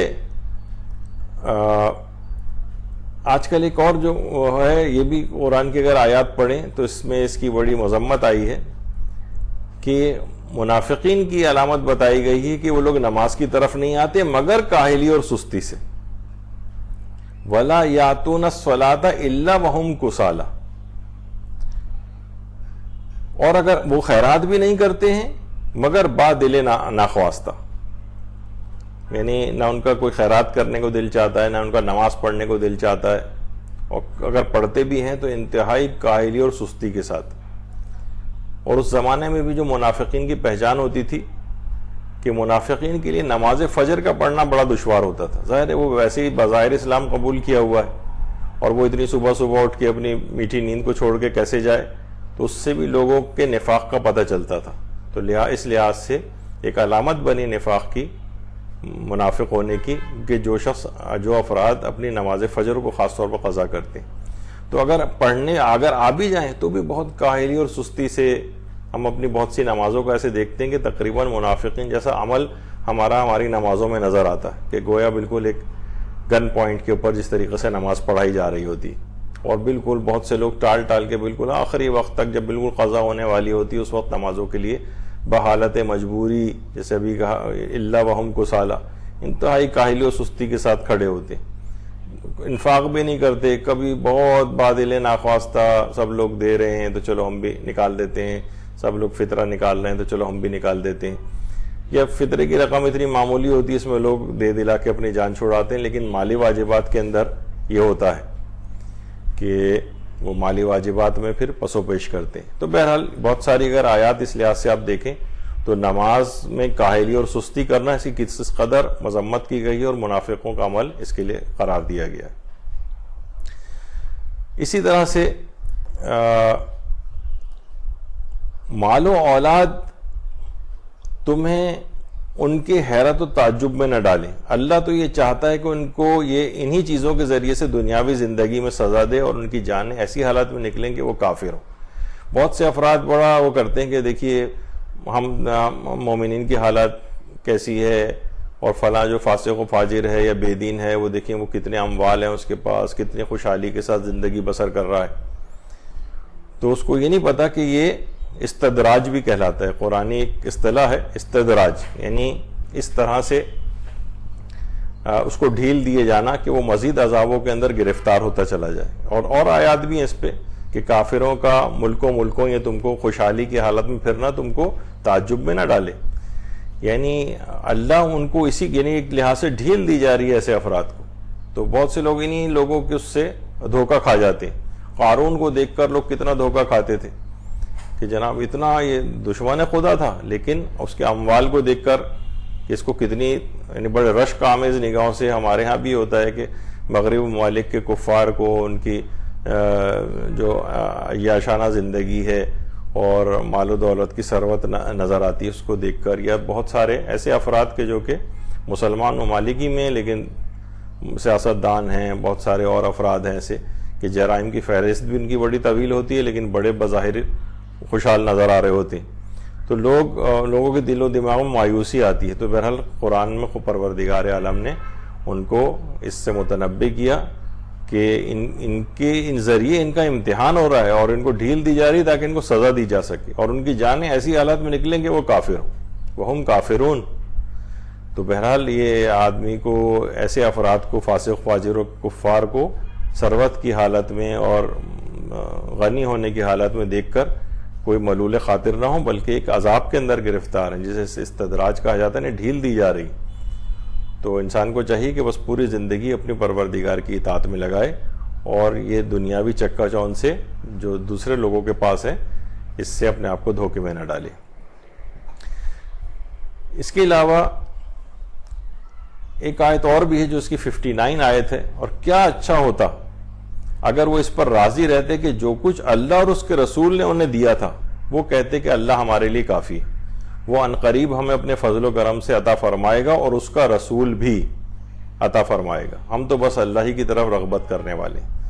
دیکھیے اس کے اندر بھی یہ ہے کہ بہت سے افراد جو یہ کہتے ہیں کہ اب جو کچھ مانگنا ہے صرف اللہ سے مانگا جائے، رسول کسی کو کوئی چیز عطا نہیں کر سکتے، نہ یعنی کم سے کم اپنے دنیا سے پردہ فرما جانے کے بعد تو کچھ کسی کو نہیں دے سکتے، ایک پھوٹی کوڑی بھی نہیں دے سکتے، ایک کھوٹا سکہ بھی نہیں دے سکتے۔ یعنی اس طرح سے یہ عقائد صرف غیر شیعہ افراد کی طرف سے نہیں ہے بلکہ شیعوں میں بھی بہت سے افراد کا تقریباً یہ نظریہ بن گیا، جبکہ اس کے اندر واضح طور پر ہے علماء جو کہ وہابیت کی رد میں جنہوں نے کتابیں لکھی ہیں ان کے افکار کی، اس میں بھی اس آیت کو وہ پیش کرتے ہیں کہ وہ عنقریب، یعنی اللہ پروردگار فرما رہے وہ عنقریب ہمیں اپنے فضل و کرم سے عطا فرمائے گا اور اس کا رسول بھی عطا کرے گا۔ سیؤتین اللہ من فضلہ ورسولہ، اللہ بھی اپنے فضل سے عطا کرے گا اور اس کا رسول بھی عطا کرے گا، یعنی پروردگار عالم نے کچھ اتھارٹیز اور کچھ اجازتیں اپنے رسول کو اور اپنے برگزیدہ بندوں کو، ائمہ اطہار کو بھی دی ہوئی ہیں، جسے ہمارے ہاں اس زبان میں ولایت تکوینی کہا جاتا ہے اصطلاح میں۔ یہ بھی کسی کو ابھی بھی عطا کر سکتے ہیں، یعنی ایسا نہیں کہ صرف اور صرف اللہ عطا کرتا ہے بلکہ اللہ کی اجازت اور اللہ کی عطا کردہ قدرت سے اور اللہ کے اذن سے یہ لوگ یہ بھی دوسروں کو دے سکتے ہیں۔ جب اگرچہ آیت دیکھا جائے تو آیت میں ہی بس کافی ہو جانا چاہیے تھا کہ اللہ انہیں اپنے فضل سے غنی کر دے گا، اللہ اپنے فضل سے انہیں عطا کرے گا، لیکن یہاں پہ کہا جا رہا ہے اللہ بھی عطا کرے گا اور اس کا رسول بھی عطا کرے گا۔ اس کا مطلب یہ ہے کہ پیغمبر اکرم کے پاس الگ سے ایسے اختیارات اللہ ہی نے دیے ہیں کہ وہ ثوابدیدی اختیارات ہیں، وہ کسی کو بھی چاہیں وہ عطا کر سکتے ہیں، اور یہ تو کچھ چاہتے بھی نہیں ہیں جب تک کہ خدا نہ چاہے، ان کا اپنا چاہنا اللہ کے چاہنے کے اندر ضم ہوا ہے، یہ اس کے علاوہ کچھ چاہتے بھی نہیں، ہر بات ان کا حکم خدا ہوتی، تو لہٰذا ان کی طرف سے بھی کوئی چیز ملے گویا وہ اللہ ہی کی طرف سے ملی، لیکن ان کے پاس الگ سے بھی اتھارٹی موجود ہوتی۔ تو یہ ایک آیت بڑی مشہور ہے جو اس سلسلے میں پیش کی جاتی ہے۔ اچھا اب اس میں کچھ زکوٰۃ کے متعلق بھی آیات آئی ہیں۔ انما الصدقات للفقراء والمساکین والعاملین علیہا والمؤلفۃ قلوبہم وفی الرقاب والغارمین وفی سبیل اللہ وابن السبیل۔ اچھا اس کے اندر کیا ہے، یعنی اس میں جو واجب زکوٰۃ ہے اس کو صدقہ کہا گیا، انما الصدقات للفقراء، جبکہ یہاں پر زکوٰۃ کی بات ہو رہی ہے، تو اس لحاظ سے دو اقسام بن جاتی ہیں، ایک مستحب صدقہ ہوتا ہے اور ایک واجب صدقہ ہوتا ہے۔ واجب صدقہ یہی زکوٰۃ مال ہے یا فطرہ وغیرہ ہے، تو یہ وہ بھی صدقہ فطر کہلاتا ہے جو فطرہ ہے۔ تو قرآن کے اندر جہاں پر بھی واجب زکوٰۃ کا تذکر آیا اس کو ہمیشہ لفظ صدقہ سے تعبیر کیا گیا ہے، اور اس کے علاوہ جتنا بھی زکوٰۃ کا عام طور پہ لفظ زکوٰۃ کے ساتھ آیا اس سے مراد سب جگہوں پر بذل مال ہے، یعنی یہی چیریٹی، لیکن جہاں پر اصل زکوٰۃ مراد ہے جو کہ اموال سے نکالی جاتی ہے، اس کے لیے قرآن کے اندر صدقہ کا لفظ آیا ہے۔ یہ بڑا ایک دلچسپ ایک پہلو ہے کہ جہاں پر واجب صدقہ مراد لیا گیا ہے قرآن میں، وہاں اس کے لیے لفظ صدقہ ذکر ہوا ہے، اور جہاں زکوٰۃ کا لفظ آیا ہے وہاں اس سے بذل مال، یعنی مال کو افراد تک پہنچانا، چیریٹی کرنا، خیرات کرنا، اور بہت سارے چیزوں کے اندر زکوٰۃ کا لفظ آیا ہے۔ تو بہرحال یہ ایک آیت ہے۔ اسی طرح سے اس کے اندر بہت سے وعدے بھی کیے گئے، انسان ترجمہ کے ساتھ واقعی پڑھے کہ اللہ نے مومن مردوں اور مومن عورتوں سے ان بہشتوں کا وعدہ کیا ہے جن کے نیچے نہریں بہہ رہی ہوں گی، وہ ان میں ہمیشہ رہیں گے، نیز ان کے لیے ان ہمیشگی کی بہشتوں یعنی سدا بہار باغوں میں پاک و پاکیزہ مکانات ہوں گے، اور اللہ کی خوشنودی سب سے بڑی ہے، یہی ہے بہت بڑی کامیابی۔ ذالک هو الفوز العظیم، یعنی واقعی انسان مختصر سی اپنی زندگی کو دیکھے کہ کس قدر وہ فسق و فجور کے اندر مبتلا ہے، اگر وہ انہی کے اندر نیک کام مختصر سی زندگی میں نیک کام کر لے تو اب دیکھے کہ ہمیشہ ہمیشہ کی باغات میں اور ہمیشہ ہمیشہ کی جنت میں پروردگار عالم کی اس کے اندر وہ رہے گا۔ اور کہا کہ اللہ کی خوشنودی ورضوان من اللہ اکبر، اللہ کی خوشنودی تو سب سے بڑی بات ہے، اور یہی سب سے بڑی کامیابی ہے، سب سے بڑی کامیابی۔ تو یہ مختصر زندگی سب گزار کر چلے جائیں گے یہاں سے، جو دنیا یہ دارالعمل ہے، اور آخرت کے یہاں سے کھیتی کو کاشت کرنا چاہیے، آخرت کے لیے کما کر لے جانا چاہیے۔ تو یہ اگر ترجمے کے ساتھ آیات پڑھیں تو رغبت ہوتی کہ پروردگار عالم نے اعمال صالحہ کے ذریعے کے نتیجے میں کس قدر بہترین جنت ہمارے لیے اہتمام کر کے رکھی ہوئی ہے۔ اچھا، اور پھر آیت 80 جو ہے اس میں وہ بھی اس لحاظ سے قابل غور ہے کہ اے رسول آپ ان کے لیے مغفرت طلب کریں اور خواہ نہ کریں، اگر بالفرض آپ ان کے لیے 70 بار بھی مغفرت طلب کریں تب بھی اللہ ان کو ہرگز نہیں بخشے گا۔ تو ایسا نہیں ہے کہ اس ہر صورت میں پیغمبر اکرم ان کے لیے استغفار کو طلب کرنا ہی چاہتے تھے، جب وہ تو چاہتے ہی کچھ نہیں تھے جب تک اللہ نہ چاہے۔ تو دیکھیے یہاں اگر جو بریکٹ میں بھی یہاں پر بالفرض لکھا ہوا ہے، کیونکہ محال چیزوں کو بھی کسی بات کو سمجھانے کے لیے فرض کیا جا سکتا ہے۔ ان کانوا فیہما الہۃ الا اللہ لفسدتا، قرآن کی آیت ہے کہ اگر کائنات میں 2 خدا ہوتے تو فساد برپا ہو جاتا۔ اب جب 2 خدا ہو ہی نہیں سکتے تو پروردگار نے کہ محال چیز کو کیوں فرض کیا؟ تو اس حقیقت کو بتانے کے لیے فرض کیا کہ 2 اس طرح کے برابر کے قوتوں کے خدا ہوتے تو کائنات تباہ و برباد ہو جاتی۔ اس کی الگ ہے کہ تباہ کیسے ہو جاتی، وہ لوگ ہو سکتا ہے کہ کمپرومائز کر کے رہنے لگتے وغیرہ، اس پہ لوگ بہت سے آج کل افراد جو ہیں فیس بک پہ اس طرح سے شبہات اٹھاتے رہتے ہیں، لیکن یہ ابھی ان کو اس کا موقع نہیں کہ اس کا جواب دیں۔ ہم یہ بات بیان کر رہے ہیں کہ اگر بالفرض آپ ان کے لیے 70 بار بھی طلب مغفرت کریں تو اللہ ان کو ہرگز نہیں بخشے گا۔ تو یہاں پر یہ محال چیز کو بھی فرض کیا جا سکتا ہے، یا جیسے کہ ایک آپ سنتے ہیں، اگرچہ وہ روایت ہمارے ہاں اتنی قابل اعتبار نہیں ہے لیکن بہرحال کتابوں کے اندر موجود ہے کہ اگر میری بیٹی فاطمہ بھی چوری کرتی تو میں اس کے بھی ہاتھ کو کاٹ دیتا۔ تو بہرحال یعنی اگر اس کو مان بھی لیا جائے کہ صحیح ہے، تب بھی ایک محال چیز کو فرض کیا ہے۔ جب پروردگار عالم نے اپنی ہی توحید کو خطرے میں ڈالا اور کہا کہ اگر 2 خدا ہوتے، تو ایک ایسی محال چیز کسی بات کو اس بات کے لیے فرض کی جا سکتی ہے۔ خیر اس کی تفصیل الگ ہے۔ اور ہماری جو فسق و فجور کی زندگی چل رہی ہے اس کے متعلق بھی 82 آیت سے ہمیں سبق لینا چاہیے۔ فَلْيَضْحَكُوا قَلِيلًا وَلْيَبْكُوا كَثِيرًا جَزَاءً بِمَا كَانُوا يَكْسِبُونَ، اور ان برے کاموں کے بدلے میں جو لوگ انجام دیتے ہیں انہیں چاہیے کہ وہ ہنسیں کم روئیں زیادہ۔ واقعتاً ہماری جو زندگی گزر رہی ہے اتنی زیادہ فسق و فجور کے اندر، اپنے اعمال کو دیکھ کر یعنی ہمیں رونا زیادہ چاہیے بنسبت ہنسنے کے، اور کس قدر یہاں پر انسان اتنے اعمال بد انجام دے کر ایسا خوش و خرم ہمیں جو ہے وہ پھرتا ہوا نظر آتا ہے۔ تو اگر ہم واقعی قرآنی آیات کو تراجم کے ساتھ دیکھیں تو ہمیں نظر آئے گا کہ کس طرح سے مختلف انداز و طریقے سے پروردگار نے ان باتوں کی طرف متوجہ کیا۔ پھر ایک ہے کہ وَلَا تُصَلِّ عَلَىٰ أَحَدٍ مِّنْهُمْ مَاتَ أَبَدًا وَلَا تَقُمْ عَلَىٰ قَبْرِهِ إِنَّهُمْ كَفَرُوا بِاللَّهِ وَرَسُولِهِ وَمَاتُوا وَهُمْ فَاسِقُونَ، ان میں سے جو کوئی مر جائے تو اس کی آپ نماز جنازہ نہ پڑھیں، نہ ہی اس کی قبر پر کھڑے ہوں۔ بلا شبہ انہوں نے خدا اور رسول کے ساتھ کفر کیا اور وہ فسق اور نافرمانی کی حالت میں مرے۔ اچھا، اس میں بہت سے ایسے دشمنان اہل بیت بھی تھے، دیکھیے ایسے کہ اس سے بھی ہمیں اندازہ ہوتا ہے، مثلا اگر حضرت زہرا کسی کے سلام کا جواب نہ دیں تو ایک ہی صورت بنتی ہے کہ وہ ان کو مسلمان ہی نہیں شاید سمجھتی تھی۔ اسی طرح سے مثلا اسی آیت سے ہمارے بہت سے علماء نے حضرت ابو طالب علیہ السلام کا ایمان جو ہے وہ بھی ثابت کیا کہ پیغمبر اسلام ان کی قبر پہ بھی کھڑے ہوئے تھے، ان کے لیے دعائے خیر بھی وہاں پر کی تھی۔ یعنی اگر وہ اس حالت میں خدا نخواستہ کہ اگرچہ دیکھا جائے تو یہ بڑی جسارت محسوس ہوتی ہے کہ بار بار حضرت ابو طالب کے ایمان کو ثابت کیا جائے، جو اتنا مومن کامل ہو، مومن قریش کے نام سے کتابیں بھی لکھی گئیں، تو اتنا بڑا مومن ہو اور اس کے ایمان کو ابھی تک ہم ثابت کر رہے ہوں۔ لیکن بہرحال جو چیزیں ہیں اس میں ایک ہے کہ پیغمبر کو جب حکم تھا کہ نہ وہ تو کسی کی، اس زمانے میں خیر نماز جنازہ کو حکم الگ سے آیا بھی نہیں تھا، لیکن نماز جنازہ کے بجائے ایک دعا پڑھی جاتی تھی، تو پیغمبر اکرم نے وہ دعا بھی آ کر پڑھی تھی، اور ان کی اسی طریقے سے حضرت فاطمہ بنت اسد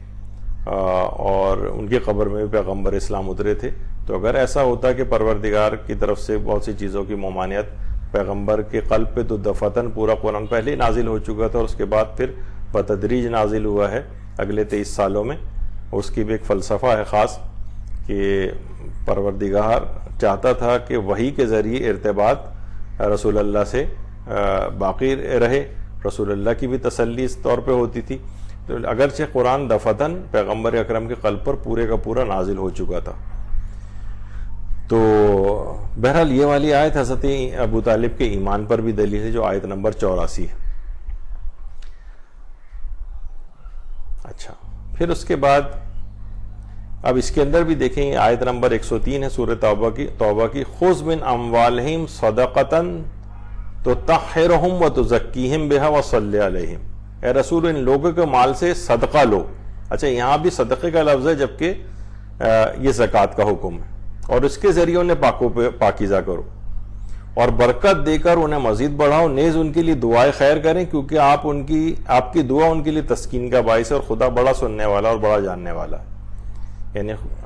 لوگوں کے اموال سے صدقہ لو۔ اچھا، یہ عام مستحب صدقہ مراد نہیں ہے، یہ وہی صدقہ ہے مال، یعنی صدقہ جو زکوٰۃ ہے وہ اس کی بات ہو رہی ہے۔ تو یہاں بھی دیکھیے لفظ صدقہ یہ آیا، اس کے لیے زکوٰۃ کا لفظ استعمال نہیں کیا۔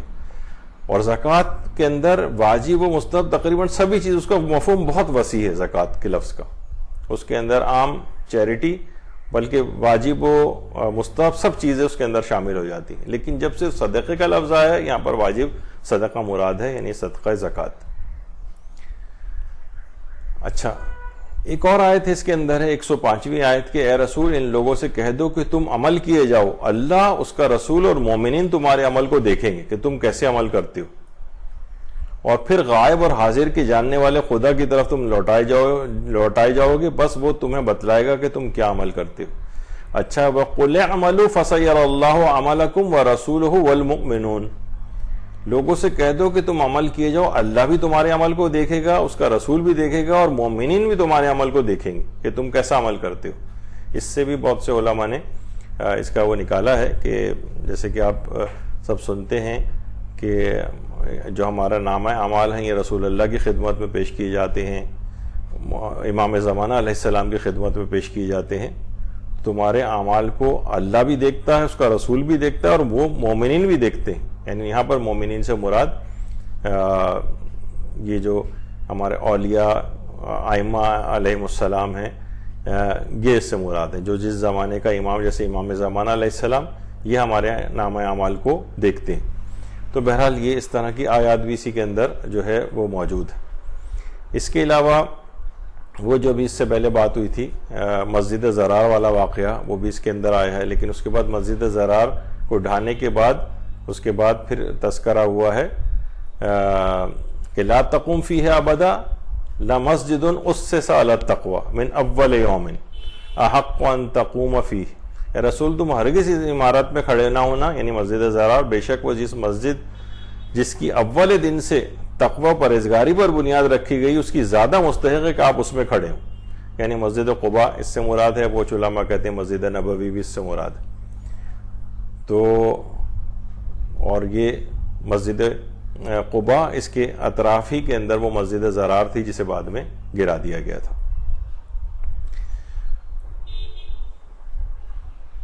اور وہ والی آیت جو کہ اس سے پہلے 128 اور 129ویں آیت اس سے پہلے ذکر ہوئی تھی کہ لَقَدْ جَاءَكُمْ رَسُولٌ مِّنْ أَنفُسِكُمْ عَزِيزٌ عَلَيْهِ مَا عَنِتُّمْ حَرِيصٌ عَلَيْكُمْ بِالْمُؤْمِنِينَ رَءُوفٌ رَحِيمٌ. اے لوگو، تمہارے پاس اللہ کا ایک ایسا رسول آ گیا ہے جو تم ہی میں سے ہے، جس پر تمہارا زحمت میں پڑنا بڑا شوق ہے، تمہاری بھلائی کا یہ بڑا حریص ہے، اور ایمان والوں کے ساتھ بڑی شفقت اور مہربانی کرنے والا. یعنی اس میں پیغمبر اسلام کس قدر، یعنی حریص کا یہ لفظ یہاں پر ظاہر ہے کہ ہر صفت جو ہوتی ہے اپنے موصوف پر جا کر معنی دیتی. یہاں پہ حریص برے معنوں کے اندر نہیں ہے، بلکہ لوگوں کی نجات کے سلسلے میں بڑا حریص ہے. یعنی ہر وقت زیادہ سے زیادہ کی خواہش رکھتا ہے کہ سارے لوگ کس طرح سے ٹھیک ہو جائیں اور احکامات خداوندی کو مانیں. پیغمبر اسلام کی کس قدر تعریف اس آیت کے اندر کی گئی. تو بہرحال پیغمبر اسلام جب بھی ایک جملہ ارشاد فرماتے تھے نا کہ میری نصیحتوں پر عمل کرو کیونکہ میں تمہاری بھلائی چاہتا ہوں. اور ایک جگہ پہ یہ بھی کہا کہ تم ان پروانوں کی طرح سے ہو کہ جو کہ آگ کی طرف جا کے جل رہے ہو، اور میں تمہیں، مفہوم ہے روایت کا کہ میں تمہیں اس سے بچا رہا ہوں. تو بہرحال یہ مختلف آیات کو اگر ترجموں کے ساتھ پڑھا جائے تو اس میں بہت سارے اس طرح کی چیزیں نظر آتی ہیں. تو یہاں پر ہم یہاں پر گفتگو کو اپنے روکتے ہیں. سورہ توبہ ورنہ تفصیلی بڑا طویل سورہ ہے، اس کو پورے ترجمے کے ساتھ اچھی طرح سے دیکھنا چاہیے، اس کے پیغامات پر غور کرنا چاہیے. یہاں پر ہم گفتگو اپنی روکتے ہیں انشاءاللہ. اس کے بعد اگلے سورہ کا انتخاب کر کے جو اس کے بعد ترتیب کے اعتبار سے ہوگا وہ ہم اگلی نشست کے اندر عرض کریں گے. وصلی اللہ علی محمد وآلہ الطیبین الطاہرین. اللہم صل علی محمد وآل محمد وعجل فرجہم.